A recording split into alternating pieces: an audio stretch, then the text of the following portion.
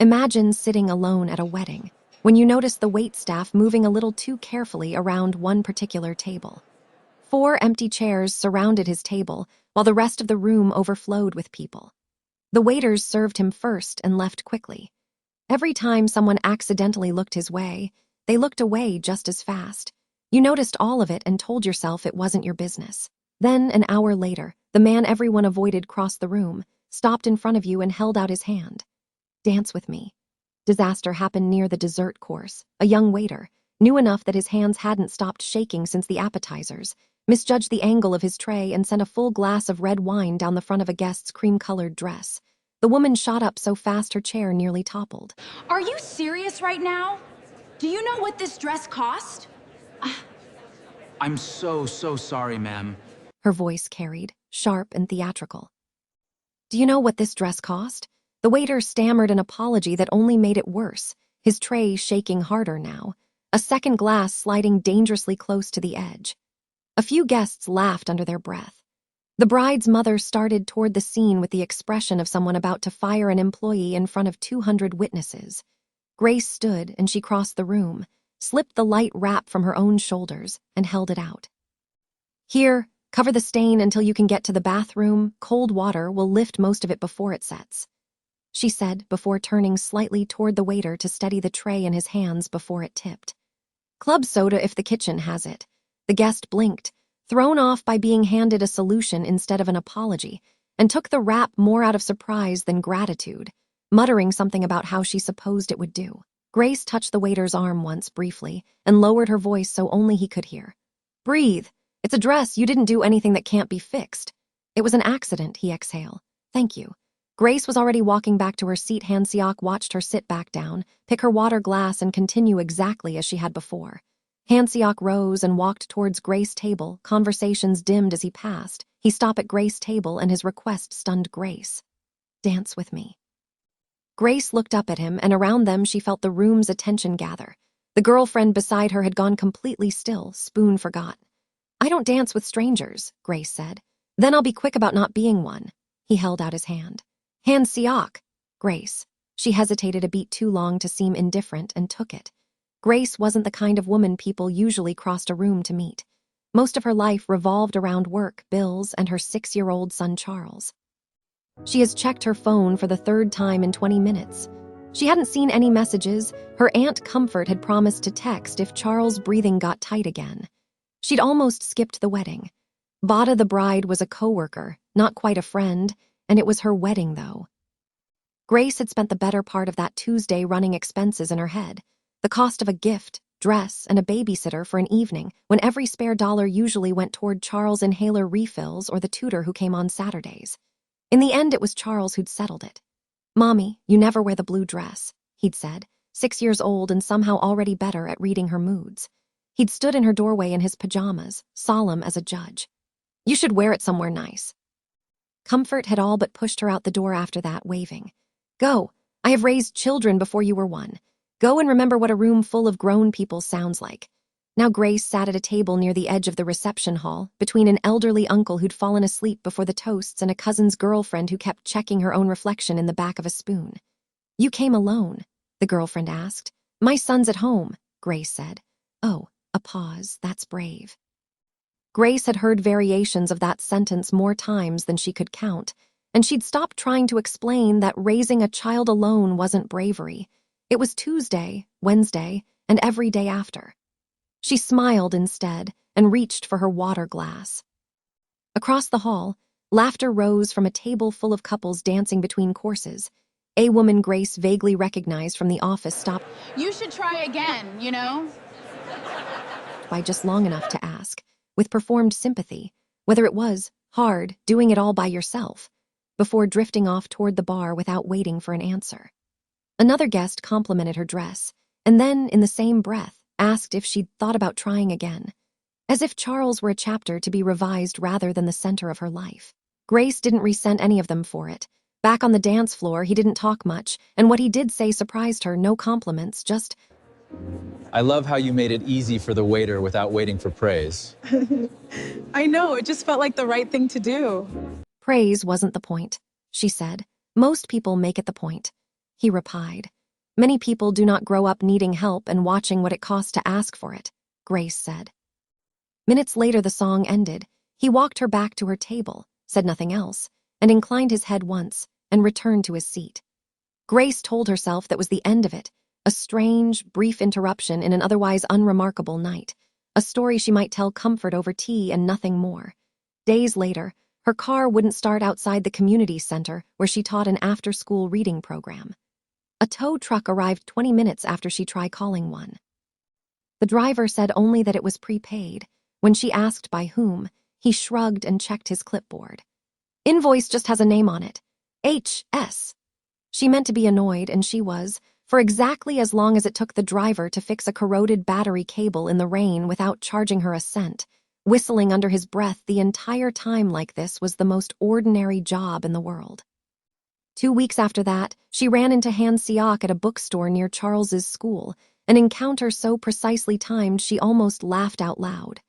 Following me, she said, only half joking. I read here on Thursdays. The book on his hand was a battered paperback on Korean architectural history. You're the one who showed up in my Thursday.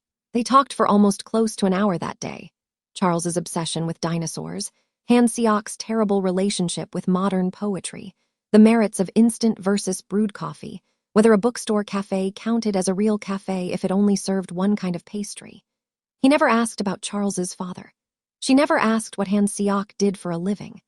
Both omissions felt less like avoidance and more like patience, the sense that answers would come when they were ready to be given. The third crossing wasn't an accident, and neither of them pretended it was.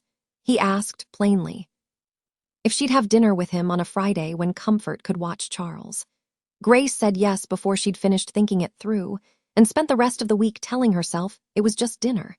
The restaurant he chose was quiet, unmarked from the street, the kind of place that didn't need a sign because everyone who mattered already knew where it was.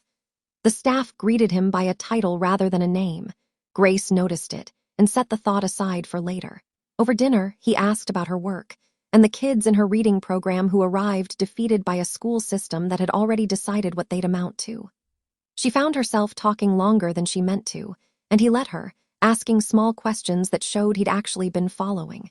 You do that a lot, she said eventually. Pay attention, it usually is the only thing happening in the room, he said. People just don't expect anyone to notice. Charles met him a month later, entirely by accident.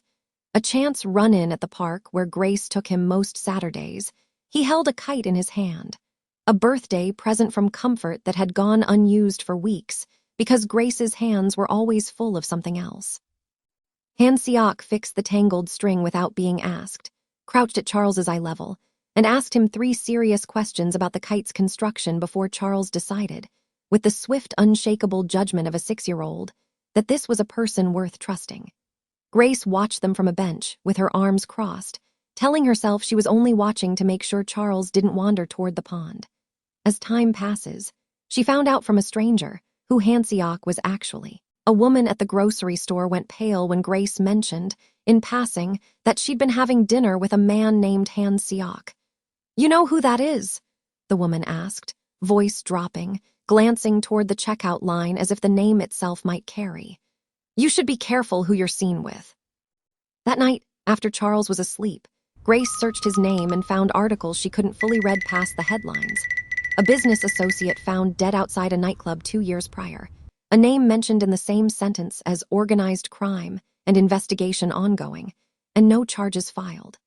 She sat at her living room table with the phone screen throwing pale light across her hands and felt something in her chest go cold and very still. She didn't call him that night. She let it sit.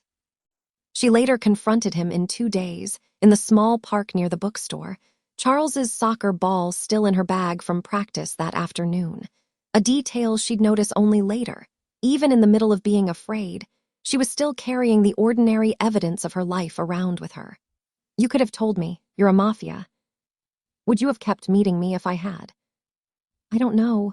It was the truest thing she could say. That's the problem. I don't know what I would have done, and now I don't get to know because you decided for me. He didn't defend himself, nor offer excuses about the world he'd inherited. He simply told her, plainly, what was true. That the reputation was accurate in the parts that mattered and exaggerated in the parts that didn't.